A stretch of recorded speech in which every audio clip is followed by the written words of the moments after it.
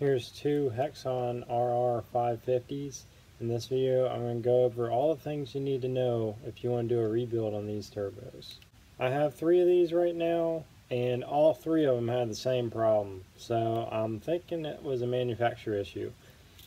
The problem was that the shaft like hit sideways, and then you could tell it just like had a mushed area on it. And I don't know the exact reason for that, but in combination with that, the rear bearing was worn out, and I'm not really sure exactly what caused this issue, but I'm going to pinpoint about 5 different things that were wrong in this turbo that I changed to hopefully make it reliable again, and which will make this turbo actually work like it's supposed to. The first thing that I didn't like that I changed about this turbo was the rear bearing. So the rear bearing, it's longer than the front bearing, but it's like that so that it extends out to the shaft, so the shaft will keep it in. It's like they did that because they didn't make the shaft right. They should have made the shaft long enough to keep the bearing in without having to make the bearing longer. And when they made the bearing longer, it comes out of the bearing seat in that area. So what I did to prevent an issue there was I had the bearing step down at the end there so that it wouldn't have interference with the bearing seat at the edge of it. I felt like it teeter-tottered, and it caused issues with it not being able to spin correctly, which was why I think that the rear bearing wore out right at on the top of it. So it wore out on the outside diameter. The inside diameter was fine. The front bearing was completely fine. Everything else was fine with the whole turbo. Even the thrust bearing was fine. The other things I didn't like about this turbo was the factory thrust bearing was used for a TD04 and the factory thrust collar. Well, there's upgraded collars and bearings for these, but you can't really use them unless you modify the bearing housing. So we modified the bearing housing and the bearing. See, the OEM thrust bearing has 2 holes in it, so you can have a dowel pin on this side or this side of the bearing housing.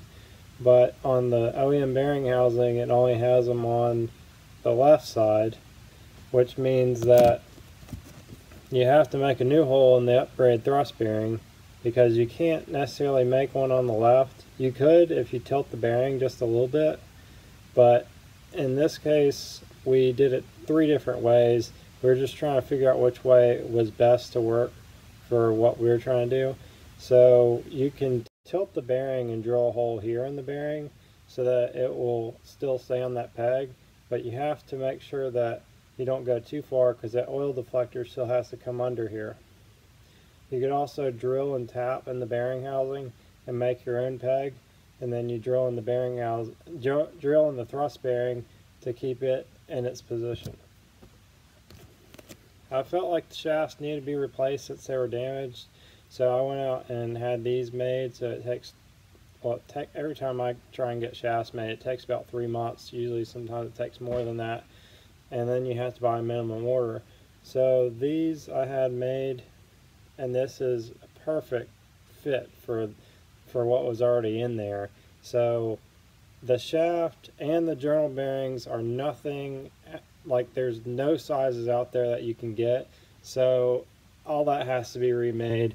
The outside diameter spec of the bearings are TD03. The inside diameter is an odd size, and the shaft size is an odd size where the bearings ride to. This size right here is TD04 size. Rear seal is supposed to be TD04 size, but another thing that they did wrong was that the bearing housing was not machined enough for the rear seal, so it's really tight in there, and the only way to really fix that is you could go back and machine the bearing housing out, or you can take the rear seal and gap it. We chose to gap it and used an OEM bearing housing to check, OEM TD04 bearing housing to check how many thousandths we should have with the feeler gauge. It was between 5 and 6, and it definitely wasn't 7. So I hit it right around 5 just to be safe. The last thing that I changed about these turbos is the compressor housing. The way that they had machined these, they didn't fully machine the diffuser part. That's the area past the extruder of the compressor wheel.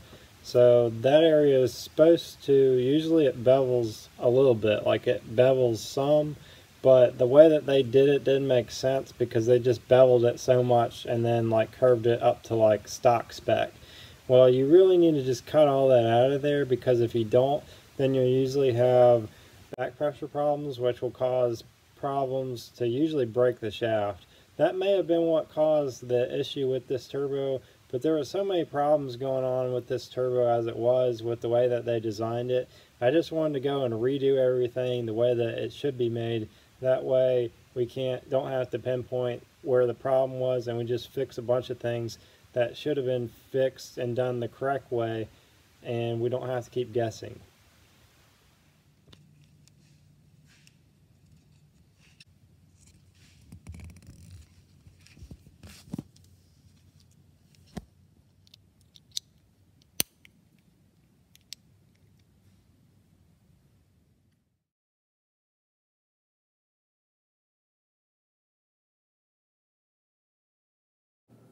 Okay, push it down there.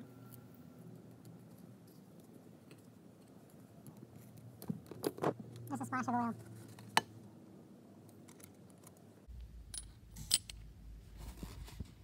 Yeah. Yeah,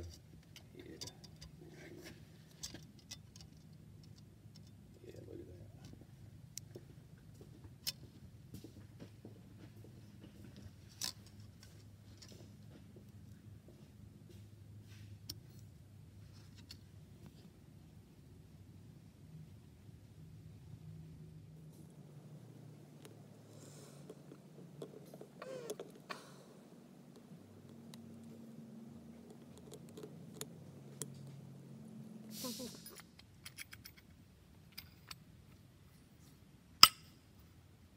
Perfect.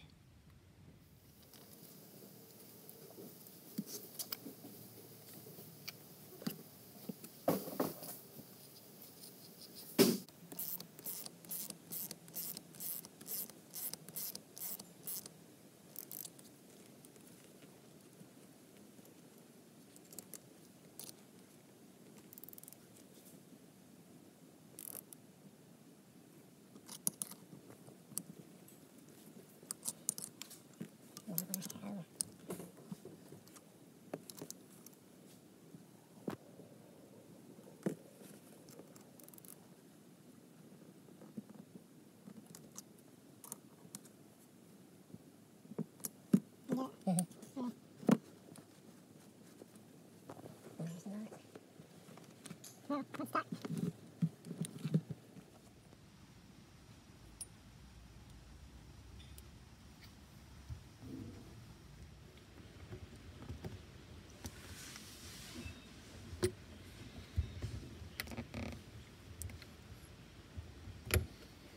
There we go.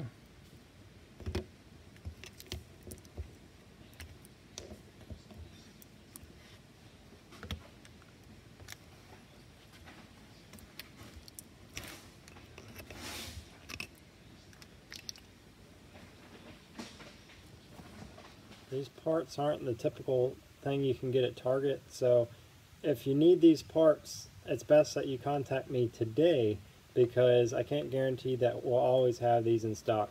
These are the rear bearings. There's also, I have about 50 of the front bearings. I have enough to build about 50 turbos. And then I have the shafts. I had the shafts made, so I'd like to get my money back on my minimum order of shafts, because doing these 3 rebuilds is not going to pay for all these parts. So if you need these parts, you can email me at turbolabamerica@gmail.com. I also added the shafts onto the eBay store. As for the rebuild kit, I'm not really sure what to recommend that you do. I did it with the upgraded bearing. If you want to go the easy way, you can just use the normal TD04 bearing, the factory one, and you can use a normal TD04 collar, but I used the upgraded one. I trimmed the bearing housing for it. I made it as reliable as I possibly could. If you want to take it easy way out, it would probably still work, But the major flaws in this turbo, I would say, is the rear seal. So the rear seal does have to be fitted to make it work correctly. Otherwise, it's just too tight. I think it's just causing problems with the turbo. The rear bearing, I think, was the other issue that probably caused problems with the turbo. So our revised one should fix that issue. If you need the compressor wheels, I have 3 of those in stock right now. I want to say it's like a 16T. I don't really know for sure. I've used that compressor wheel on the 3000 GTs for upgrades before. It's 41.95 millimeter by 56 millimeter.